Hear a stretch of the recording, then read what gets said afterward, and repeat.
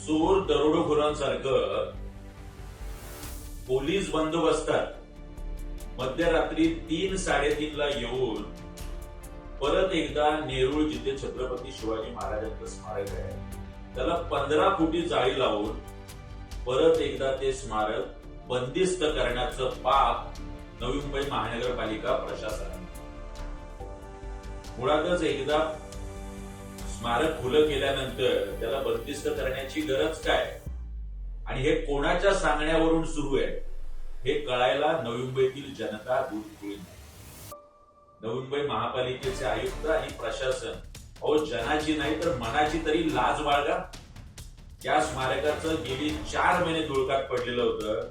ते स्मारक अमित ठाकरे यांनी खुलं केल्यानंतर कोणाच्या पोटात दुखू लागलंय, का गुन्हे दाखल होत आहेत आणि जर आपल्याला वाटत असेल की हे आम्ही परत खुलं करू शकत नाही तर परत एकदा गनिमी काव्याने हे आम्ही आपल्याला सिद्ध करून टाकू. या सरकारने तमाम शिवभक्त आणि शिवप्रेमी यांच्या गोष्टी दुखवण्याचं काम केलंय, भावना दुखवण्याचं काम केलंय आणि शिवप्रेमी कदापि या पालिका प्रशासनाला आणि सरकारला माफ करणार नाही हे लक्षात ठेवा.